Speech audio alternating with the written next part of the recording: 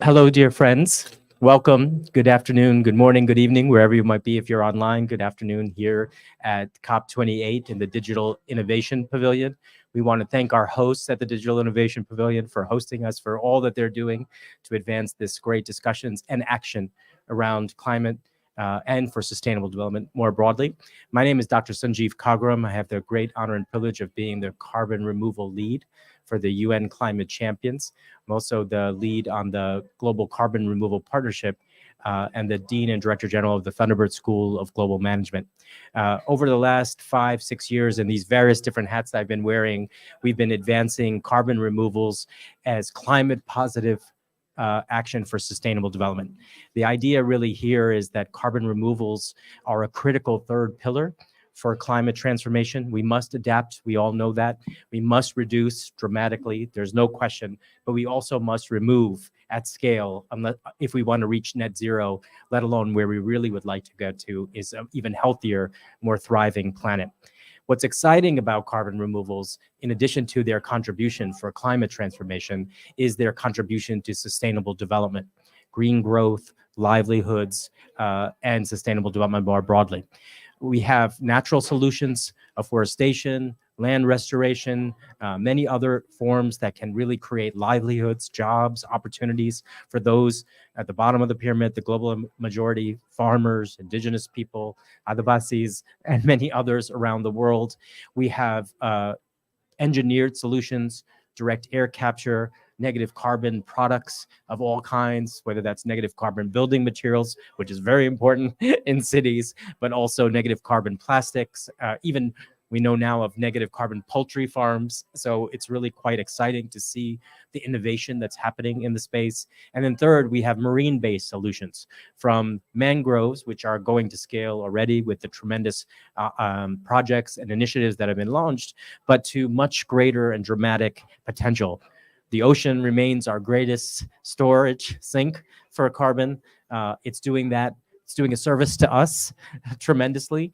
We're not doing well by our oceans, but if we can work in harmony with our scientists, our technologists, and public and private sectors, we could do a lot more with our oceans in terms of carbon removal, much healthier carbon removal in terms of the carbon cycle, as well as creating new opportunities for sustainable development.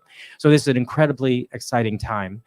Before I bring in our leaders from urban carbon removal, vanguards, as we call them around the world, I do want to mention that for us, across the board, our community, we're focused on 6 key principles for responsible carbon removal at scale.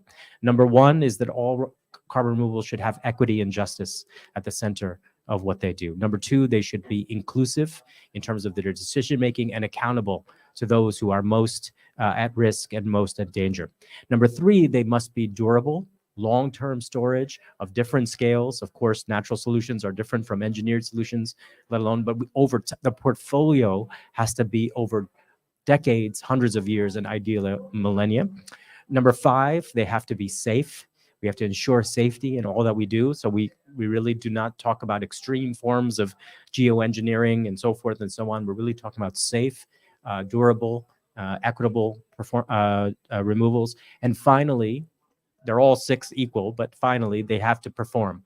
They have to be efficient, they have to be effective, they have to be ideally revenue generating for those companies and social enterprises, but for public resources, they have to prove their efficiency. So these are our responsible principles. With that, let me introduce our 2 leaders, Aditya and Maureen.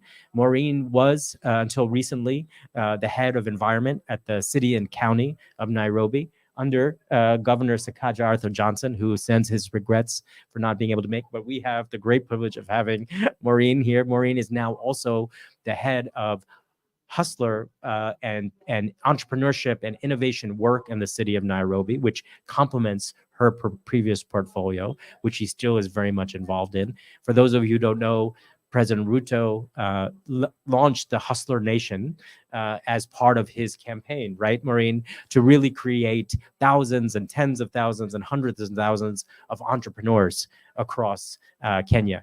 And many of them, if not most of them, he would like to see and the national government, the city government, county government would like to see in the climate and environment and sustainable development space. So, Maureen, welcome. It's great to have you.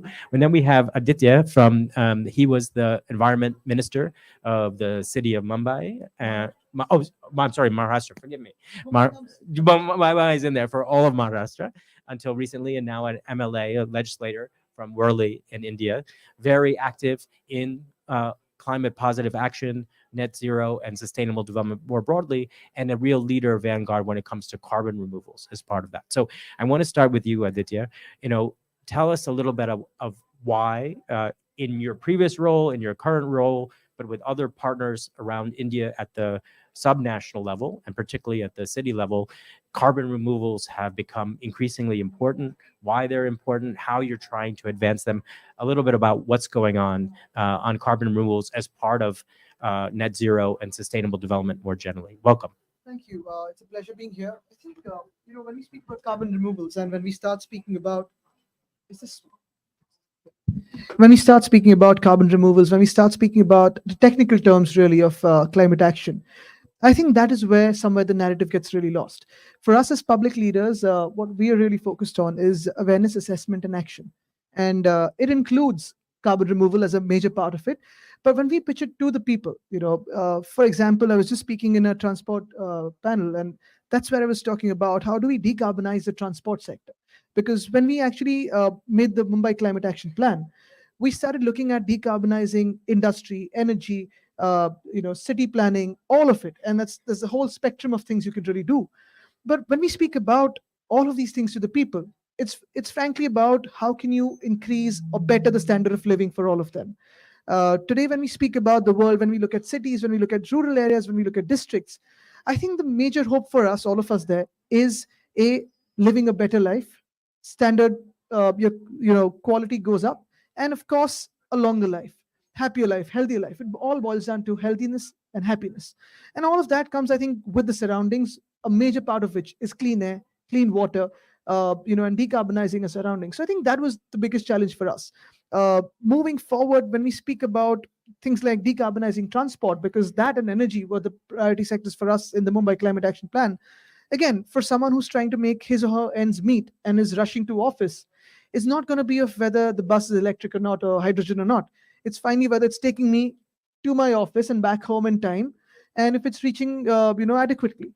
I think that is where we, as policymakers, as public influencers, come and play a larger part. Because finally, it's for us to hobnob with the policymakers and ensure that the next steps of not just tomorrow but today are better for the planet. Because otherwise, I don't see, and this is not again a hyperbole, but just like the dinosaurs were eradicated at one point, maybe the human race goes off and the planet goes on. So the planet will adjust and readjust. For us, carbon removal is important, but the way we get there, I think cities will play a major part. For us in Maharashtra, again, we had 44 cities signing up to Race to Zero and the Race to Resilience. All of them were million plus, and I think that is where the hope lies. We know that you've been working with our great colleagues on that efforts in India on the Race to Zero through the support of the climate champions, and carbon removal has to be central to that. And as you're saying, subnational entities, cities, counties have to be the front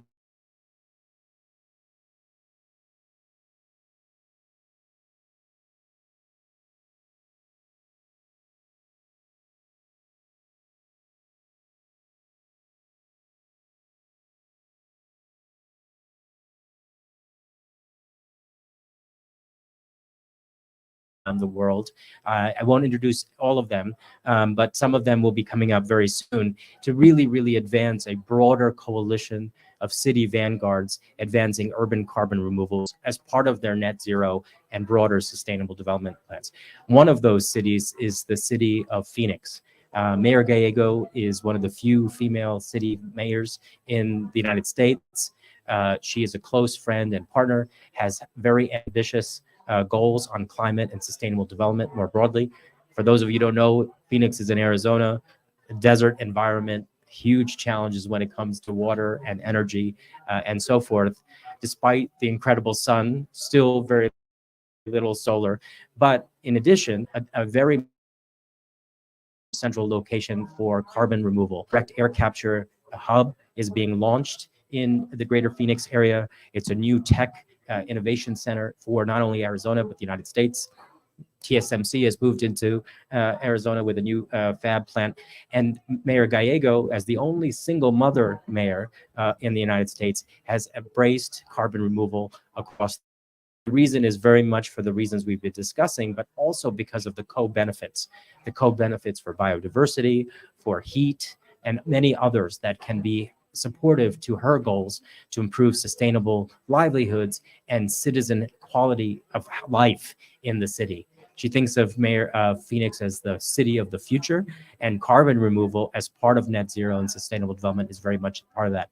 She just did a voluntary a local review at the UN Sustainable Development Climate Week, Sustainable Week, SDGs Week in New York, and very much talked about many aspects, including gender justice and women's empowerment, poverty alleviation, climate action was a centerpiece of that, and carbon removals within a centerpiece of the climate action strategy. So we're very excited to have cities from the global north and from the global south, like Mumbai, as many other cities in Maharashtra and around India. And we have now Maureen from the city of, I mentioned Governor Sakaja is a real champion. Both Mayor Gallego and Governor Sakaja are part of many city coalitions, including C40, working with great partners at WRI, of course, the Climate Champions and others. And so I'm going to pass it over to you, Maureen. Really the same questions. Kenya is a leader under President Ruto of advancing carbon removals. The city county of Nairobi is a vanguard of making sure that that advances on the front lines under Governor Sakaja's leadership, your leadership. What's happening in Nairobi, and where are we headed in Nairobi? Welcome. Okay, thank you very much. So if I may start by giving one of the critical principles that as a country we have been able to adhere to, which is in line with our constitution, which came into effect in 2010. Article 42 of that constitution states that every citizen in the country has a right to live in a clean and healthy environment. And that's one of the principles that even as local governments, as cities, we have also made great efforts to adhere to. As Nairobi City County, we have a very ambitious climate action plan. And a big component of that climate action plan revolves around carbon removal, which is one of the critical areas that we are looking at in various categories, looking at air pollution and what we can be able to do. We've gotten a lot of support from WRI, and I'm seeing my good friend here who has also been supporting us a lot, together with Madam Wanjira Mathai. We've been able to get a lot of support from the Clean Air Coalition in terms of setting up a lot of sensors in various parts of the city so that we can collect data in terms of air quality within the city. And now we are now looking into the next year plans on how we are now going to now move from that data and see how that data can translate into action in terms of reducing the emissions which are currently there. A lot of what we're also doing as a city mostly is nature-based in terms of the city of Nairobi years back used to be known as a green city in the sun. But over time, we have lost that glory because we have either not adhered very well to our zoning policies. Our city is slowly becoming a concrete jungle. Buildings are all over, and of course, with very few. And since His Excellency the Governor came into office, we have been able to pass as a cabinet at the ministerial level. We've been able to pass a land use policy and a development control policy. This land use policy ideally gives strategies in terms of land management within the city, being able to allocate portions of land for commercial purposes, for industrial purposes, as well as for green spaces. This is one of the policies which are now going to be implemented in the coming year. So at least we can be able to see how much we can be able to increase in terms of tree cover, in terms of our recreational space, in terms of our parks. What can we be able to do? We also have our river ecosystem, which of course over time has also been largely been polluted. And we're also trying to see what sort of ecosystem management approach can we use for our rivers in terms of coming up with wetlands, which can be able to harness a lot of the top materials which are actually flowing in that river. Over and above that, we also have a bigger challenge within the city, and that's on solid waste. Solid waste management in most African cities is actually a very big problem, mostly because we have not been able to harness the appropriate technologies to be able to manage waste. But since we got into office, we have been able to create a lot of jobs around that. And what we've been able to do is to hire an entire army that now champions in terms of collecting the waste and making sure it's actually transported and disposed of in the appropriate areas.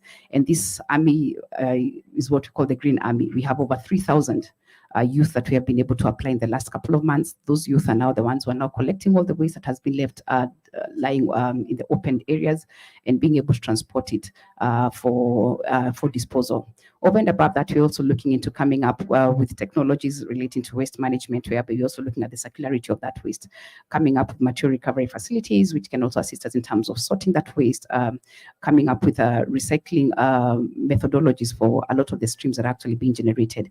Over and above that, we're also looking into coming up with a waste to energy plant.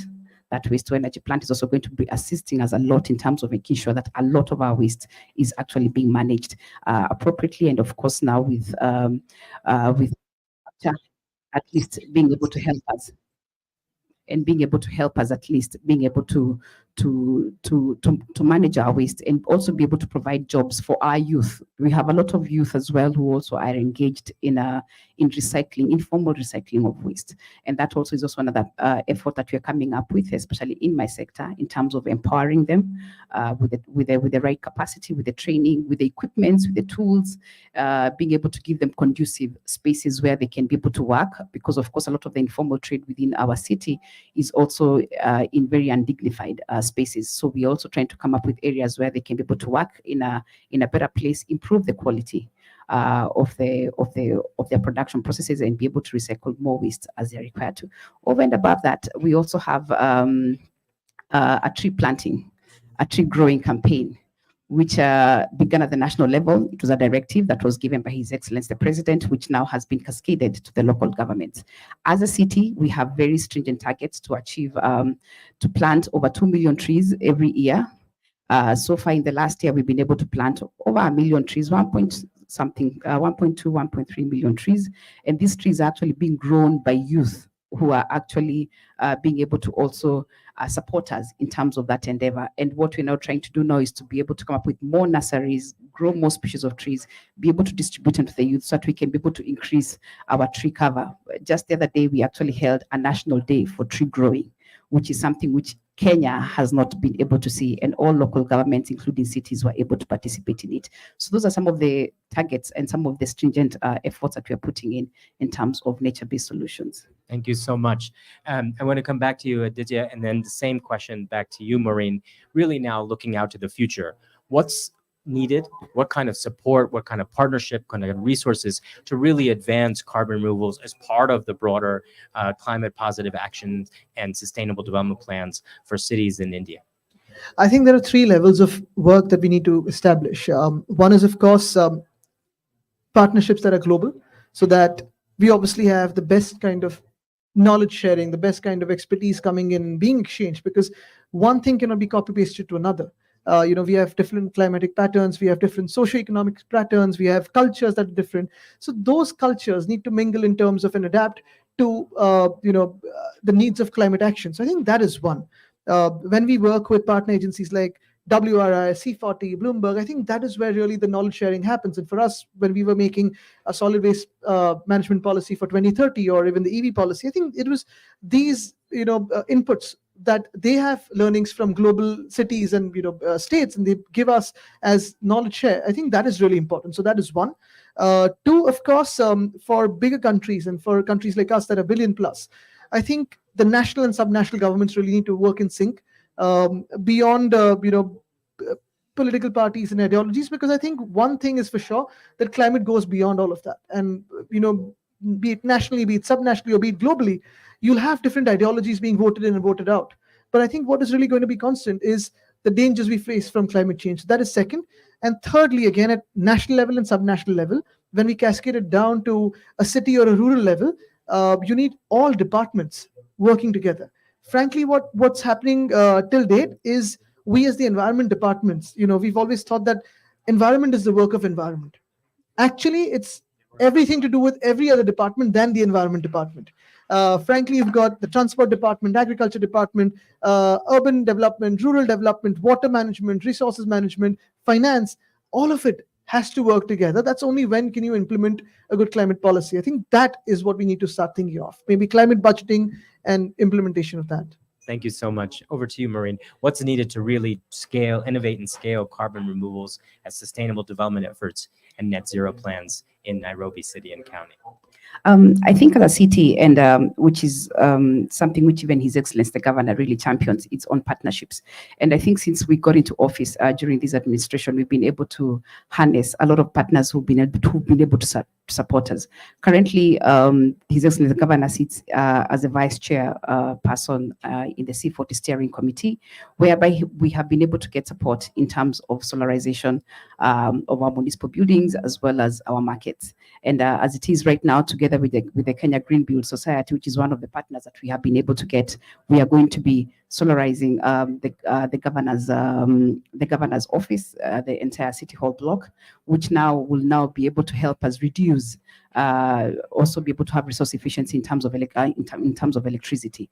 We're also looking into markets. We are now going to be building new markets, and most of these markets are really in terms of energy efficiency, it's been quite expensive. And what we are now looking at is to see how we can solarize some of these new markets that we're going to be building. So at least most of the food markets now can be able to have cold rooms, which are able to run efficiently with green energy. Other than that, we're also looking into harnessing more partners. We also have WRI that's been supporting us. And I think a lot of this partnership support is what would really be able to help us be able to match up our climate change obligations.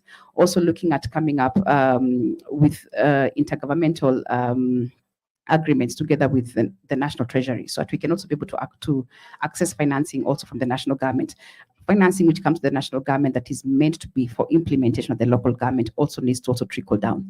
And I think that's what we really need as cities, so that we can also be able to harness that implementation at that city level. Well, thank you both so much. For me personally, this is such a wonderful panel. My mother's was born in Kenya, from East Africa. Obviously, I'm Indian descent. So to see East Africa, Kenya in particular, India in the lead on really advancing cities and subnational entities on carbon removal and more broadly climate action for sustainable development is just inspiring. So thank you both very much. And speaking of partnerships, we're going to welcome, we're going to let you all sit down, and we're going to thank you so much, everybody. We're going to welcome our partners to this great work that we're doing. If we can come up, please, my friend, please, Philip, everybody. We can take these ones right here. So as very much our speakers spoke about, Aditya and Maureen from Maharashtra, Worli, Mumbai, India, Nairobi County City, and Kenya, East Africa, partnerships is the name of the game. And these are amongst the great partners advancing carbon removal efforts worldwide, and in particularly in cities. Here we have Martin, as you could see him, I just want to show you right up there, Executive Director of Climate Investments at South Pole. South Pole has been an incredible partner, a leader in these efforts around carbon removals and more broadly, climate action and sustainable development. Welcome. And then where's your wonderful photo? Is it up here? There it is. Michael Dowse, who's our Director of Urban Efficiency and Climate at WRI Ross Center for Sustainable Cities. As you've heard, WRI is working in so many different areas, been such a leader, both on thought and practice around the world, and certainly here now on cities and CDR. And Philip Moss, the chairman of NextGen, which is really bringing to bear the private sector, and particularly demand generation for carbon removal solutions around the world. And of course, given the fact that we're headed to 60, maybe 70, 80% urban, most of those solutions are going to be in urban environments. So with that, let me pass it over first to my colleague to the left here. Why is South Pole so committed to and believing in carbon removal solutions and efforts in cities in particular? Thanks a lot, Sanjeev, for inviting us and for facilitating that. It's really amazing. Also want to thank X Prize, who is, I think, not here, but who have given us a prize for this Urban CDR program, which is a global program. So all cities around the world can benefit. Why? Your question was why carbon removals in cities. So I have to say I work in carbon removals and cities in parallel. I think there are two different worlds that finally have to come together. So why carbon removals? It's very simple. We all have seen commitments to net zero from companies, from cities, from corporates, and it's very simple. IPCC says no net zero without carbon removals. So we have to do carbon removals. Some of that is very expensive. Some of that is very innovative, right? Particularly what Philip here to my left is doing. So obviously we need cities to take a leadership. And you mentioned the 70-80% of emissions in cities, but there's more. I mean, cities have always been a hub for innovation. And this is really innovative, right? We talk about new technologies. It's not about adopting them very rapidly today. Today, it's about learning, testing, bringing down the cost so we're ready in 10, 20 years when we have to get to net zero. So cities are really important. So we have to bring two together. I also want to thank our colleague on the left, LRI. I think LRI is a really long-standing knowledge partner on this left or your Ross Center. I think you're fantastic. Thank you very much to be here. So what do we have to do to make this happen? Okay, good. I can explain that later. Okay. Thank you very much. And yeah, great to be here. I think from our perspective, we're seeing cities committing to net zero, but struggling to translate that into action and struggling to create pathways to net zero that don't rely on negative emissions. I think there will always be residual emissions that will happen by still be there by 2040, 2050, but also for those cities keen to be net zero by 2030, there will be fossil fuels in their cities that they need to offset. And that offset needs to happen in boundary because the new definition does not allow sort of credits to be purchased towards credible net zero claims. So we need to look at in-boundary solutions. We're seeing sort of three areas why it's important. One is to create those scenarios and achieve net zero. The second is cities occupy a lot of space, states, regions as well. So there's an opportunity there and a responsibility to explore the potential, but also because of the co-benefits. Trees cool cities down, they make people happier, healthier, but they also lock carbon. So I think those three reasons it's imperative that we explore the opportunity, the potential that CDR can contribute to both city climate goals, but also broader socioeconomic and environmental opportunities. I'll leave it there. Same question over to you. Why would NextGen be focused on cities? Sure. Thanks for that, Sanjeev. Obviously, with NextGen, we are very much focused on the technological carbon removal solutions, of which we need 500 million tons by the end of the decade, and we're only at about 150 tons that have been delivered today. So we have a long way to go. As far as our interest goes, obviously, we're looking for reliable partners that can operate on the ground. But I think when you drive down into the underlying technologies, there are a lot of technological solutions which are well suited for urban environments. I'm thinking things like product mineralization and concrete, which is used for building materials. You're also looking at the renewable energy infrastructure that's required to support some of these energy intensive technologies, which can also have co-benefits for these urban settings. So from our perspective, this is about partnership, and it's about the applications of the technologies and trying to find ways to make these applications more cost effective. Thank you so much, Philip. So we want to come back and say, how do we get there? We know why we should. We'll go to you first.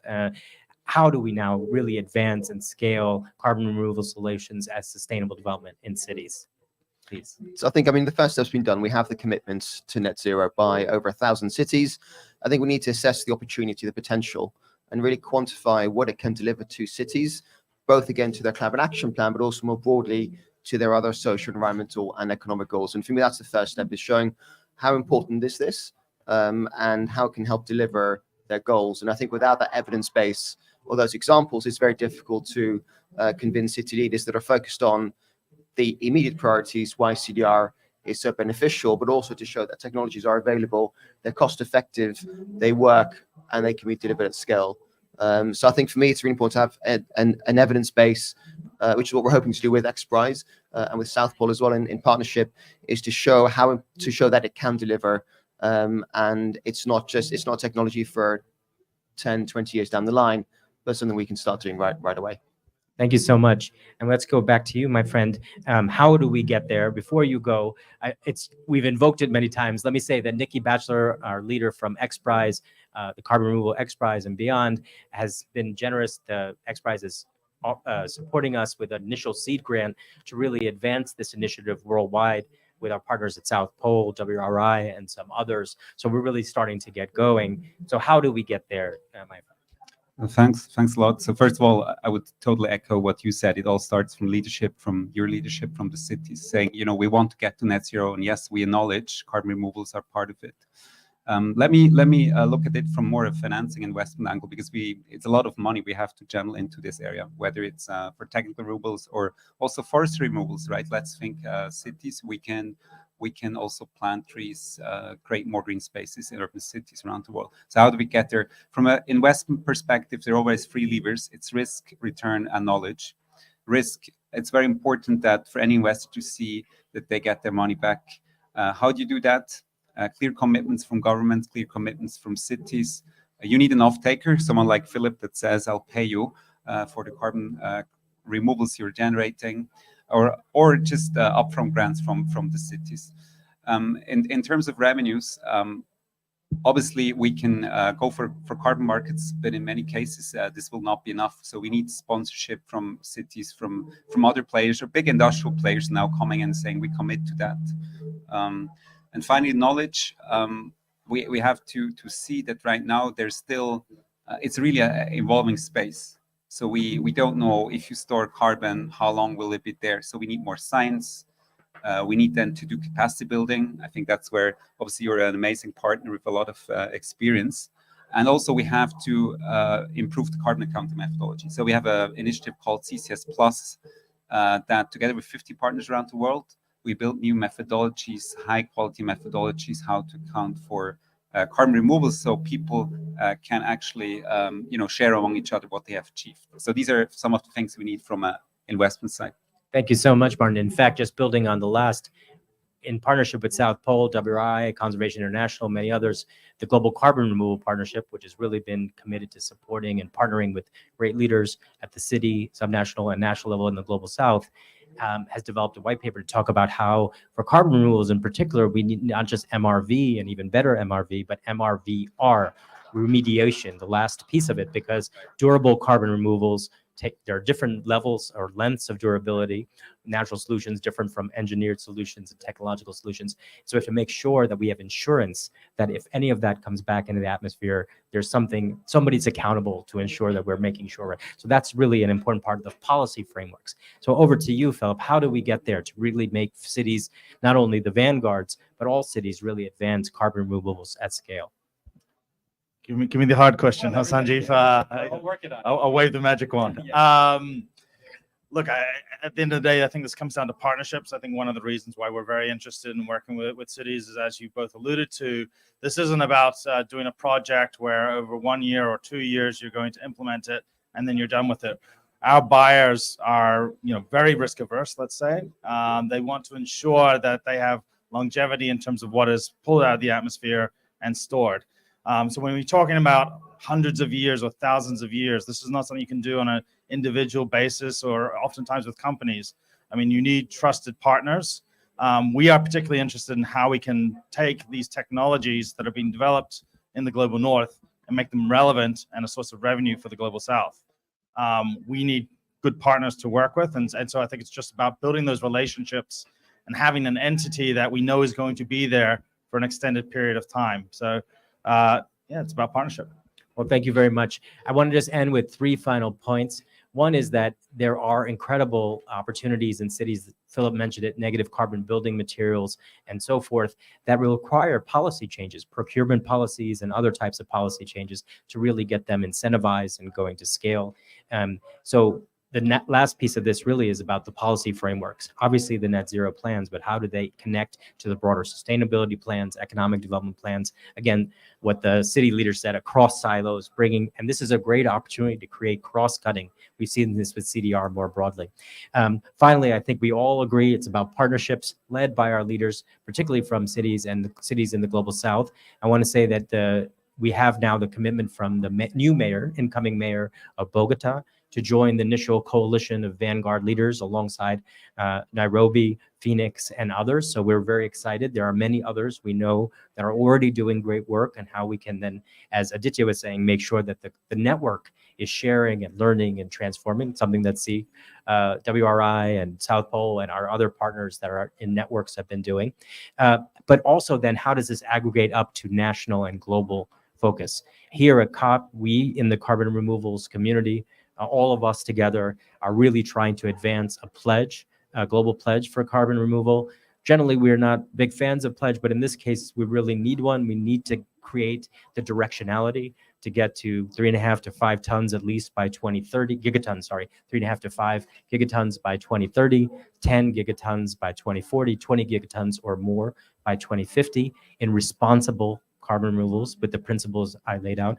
Urban carbon removals are going to be absolutely critical. Innovation, entrepreneurship, regions, natural and technological, but also for those coastal cities, ocean-based and very much marine-based. So there's a huge opportunity here, and it's very exciting.